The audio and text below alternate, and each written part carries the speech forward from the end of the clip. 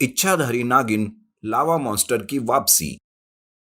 लावा monster जा चुका था। उसे बीच समंदर में जल समाधि मिल चुकी थी। पूरा नागवंश महारानी की जय जयकार कर रहा था और अब सारे नागलोकवासी एक साथ मिलकर नागलोक में हंसी खुशी से रहने लगे। काफी दिनों बाद उन्हें सुकून की जिंदगी जीने का मौका मिल रहा था, पर उन्हें यह पता नहीं था कि कुछ ही दिनों में उनके सामने एक बड़ा सा तूफान आने वाला है, जिसका सामना नागरानी को बड़ी हिम्मत के साथ करना पड़ेगा। नागरानी, क्षमा कीजिएगा, आपको इस समय तकलीफ पहुंचाई, पर बात ही ऐसी है। आपने जिस समंदर में लावा दैत्य का अंत किया था, कुछ दिनों से उसी समंदर के ऊपर तीनों को मंडराते हुए देखा गया और वहां से किसी शैतानी मंत्रों का उच्चारण भी सुनाई दे रहा है। यह कैसे संभव है? ठीक है, फिर भी उस जगह पर हमारे नागों को पहरा देने के लिए कहो। अगर कोई भी बात हो तो मुझे तुरंत आकर खबर कर देना, पल भर की भी देरी मत करना। नागरानी और गुरुदेव को तूफान के आने का संकेत मिल चुका था। गुरुदेव समझ गए कि समुद्र की गहराइयों में जरूर कुछ ना कुछ गड़बड़ चल रही है। वो तुरंत ध्यान धरने बैठ गए और उन्होंने अपनी शक्तियों से पता किया कि अब नागरानी को और शक्तिशाली होना पड़ेगा, क्योंकि उन्हें फिर से अब किसी काली शक्ति का सामना करना पड़ने वाला था।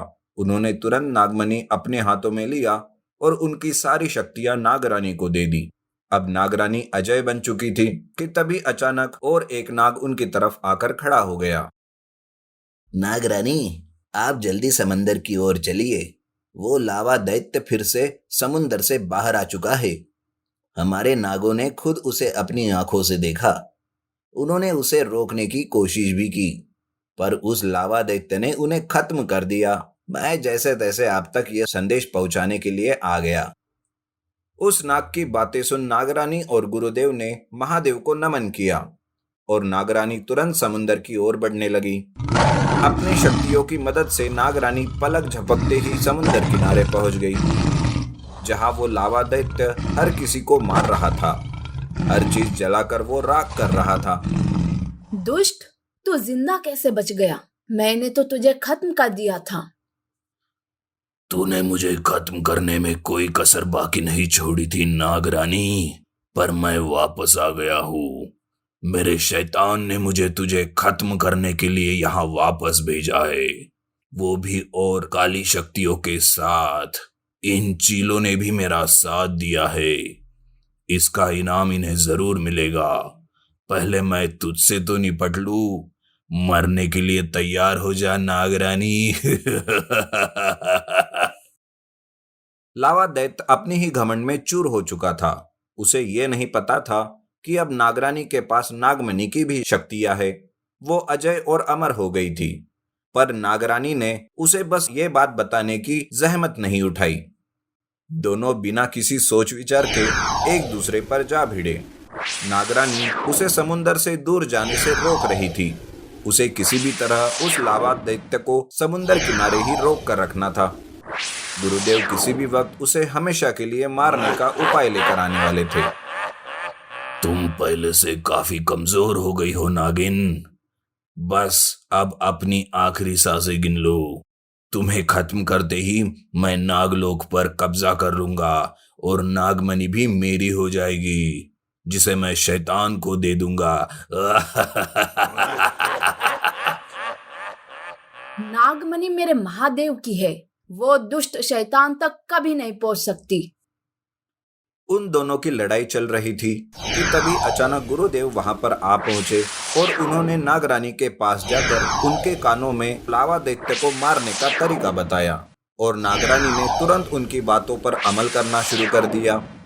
अब तक नागरानी बड़े संयम के साथ उस दैत्य का मुकाबला कर रही थी, पर अब गुरुदेव के आते ही नागरानी ने खुद की और नागमणि की पूरी ताकत लगाकर उस लावा दैत्य पर एक जानलेवा हमला किया, जिस वजह से वो लावा दैत्य और उसका लावा पिघलने लगा।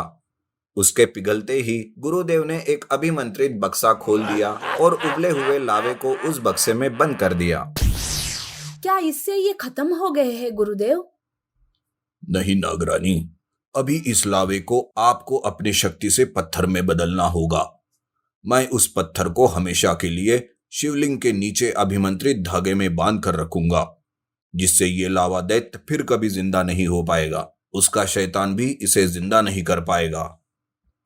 गुरुदेव के कहने पर नागरानी ने लावा को अपनी शक्तियों से एक पत्थर में बदल दिया और उस पत्थर को अभिमंत्रित धागे से बांधकर शिवलिंग के नीचे छुपा दिया।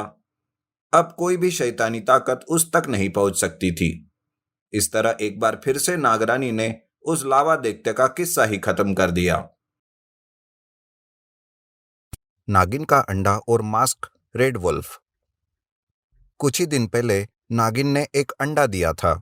वो उसकी जी जान से देखभाल करती थी, क्योंकि उसे पता था जरूर कोई ना कोई अंडे चुराने की कोशिश करेगा। नागिन बड़ी ही शक्तिशाली थी। उसके बारे में ये माना जाता था कि अगर कोई इस नागिन का अंडा खा ले तो वो बहुत ताकतवर और शक्तिशाली बन जाएगा। नागिन कहती है, बड़े सालों बाद मैंने अंडा दिया है। ये मेरा पहला और आखिरी मौका है। मुझे अब इसकी सुरक्षा का पूरा ध्यान रखना पड़ेगा। पहले उस काले कौवे ने मेरा अंडा चुराने की कोशिश की है। नागिन पूरी तरह से सतर्क थी कि तभी एक वुल्फ उसके पास आया और उसे कुछ उपहार भेंट स्वरूप दिए, जिसे देख नागिन को उस पर शक होने लगा। वुल्फ कहता है, ऐसे शक की नजर से मत देखो बहन। मेरे घर में भी हाल फिलहाल ही बच्चे हुए हैं, इसलिए मैं तुम्हारी खुशी समझ सकता हूँ। बस इसलिए मैं तुमसे मिलने चला आया। बाकी तुम जैसा ठीक समझो। अच्छा, तो कभी अपने पिल्लों को लेकर आओ यहाँ। मैं भी तो देखो जरा उन्हें। और तुम ये नकाब पहनकर क्यों आए हो? अरे वो अभी बहुत छोटे हैं, मैं उन्हें यहाँ कैसे ला सकता हूँ। तुम खुद ही आ जाओ उन्हें देखने, साथ में अपना आशीर्वाद और प्यार भी दे देना। और नकाब की बात करें तो वो मुझे चेहरे पर इन्फेक्शन हुआ है, जो बच्चों में जल्दी फैल सकता है, बस इसीलिए। नागिन उसे अपने अंडों की सुरक्षा का कारण बताकर मना कर देती है, पर वो है कि रोज उसे वहां मिलने चला आता और रोज कोई ना कोई उपहार साथ ले आता। एक दिन जब वो वहां बैठा था, तभी अचानक एक कौवे ने आकर उसे बताया कि एक बड़ा सा शेर उसके बच्चों को उठा ले गया है। वो डर के मारे रोने लगा और नागिन से मदद की गुहार लगा दी। बहन, मुझ पर दया करो और मेरे बच्चों को बचाओ। उस शेर के सामने मेरी एक ना चलेगी, तुम उसे जरूर हरा दोगी। पर मेरे बच्चे, मेरे अंडे। मैं हूं ना, तुम मेरे बच्चों को बचाओ, तुम्हारी अंडों की रक्षा मैं करूंगा। नागिन बेचारी माँ का दिल जो था उसका, धूर्त वुल्फ के नाटक को सही समझ बैठी और उसके बच्चों को बचाने चली गई। उसके जाते ही वो वुल्फ उसके अंडे को लेकर भाग खड़ा होता है। थोड़ी ही देर में नागिन वापस लौट आती है और उसे वुल्फ के धोखे के बारे में पता चलता है। कमाल है, वहां तो कोई नहीं था। फिर उस कौवे ने झूठ क्यों बोला? कहीं मेरा अंडा किसी मुसीबत में तो नहीं? ओ नहीं, वो उल्फ और मेरा अंडा दोनों गायब है। अब कैसे और कहाँ ढूंढूं उन्हें? उस नकाब की वजह से तो मुझे ये भी नहीं पता कि वो कैसा दिखता है। कैसे पता करूं? नागिन अपने मन को शांत कर ध्यान लगाती है और वुल्फ के पैरों के आवाज से उसके पीछे पीछे जाती है। इतने दिनों की मुलाकात से वो वुल्फ की आहट अच्छे से पहचानने लगती है। वो पीछा करते करते एक बड़े से पेड़ के पास आकर रुक जाती है, जहां उसे एक वुल्फ खड़ा मिलता है, पर उसके पास कोई अंडा नहीं होता। नागिन कहती है, दुष्ट पापी, मुझे बहन बनाकर मेरा अंडा लेकर भाग गए। अभी के अभी वापस करो मेरा अंडा। वुल्फ उसे मना कर देता है, कहता ही कि शायद उसे कोई गलतफहमी हो गई है, किसी और वुल्फ ने उसका अंडा चुराया होगा, उसने नहीं। ये कहकर वो वहां से जाने लगता है कि तभी नागिन अपनी पूंछ से उस पर जोर का वार करती है। इससे वो उछलकर गिर जाता है और उसकी एक टांग टूट जाती है और वो जोर जोर से रोने लगता है।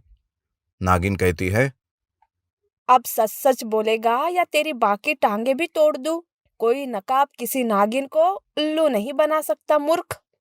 अब बोल जल्दी से। मुझे माफ कर देना नागिन, वो तुम्हारा अंडा इस पेड़ के ऊपर कौवे के घोंसले में है। हम दोनों ने ये मिलकर प्लान बनाया था। प्लीज मुझे छोड़ दो और अपना अंडा वापस ले जाओ। अंडा तो मैं लेकर रहूंगी, पर तुम्हें भी नहीं छोड़ूंगी। नागिन इतने गुस्से में थी कि उसने वुल्फ को डस लिया और वो बेचारा वही तड़प तड़प के मारा गया। ऊपर पेड़ पर अपने घोंसले में बैठा कौवा इन सब से बेखबर था। नागिन फुदकारती हुई पेड़ पर चढ़ी और पलक झपकते ही कौवे को डस लिया। शायद वही उसके और उसके अंडे के लिए सुरक्षित जगह थी।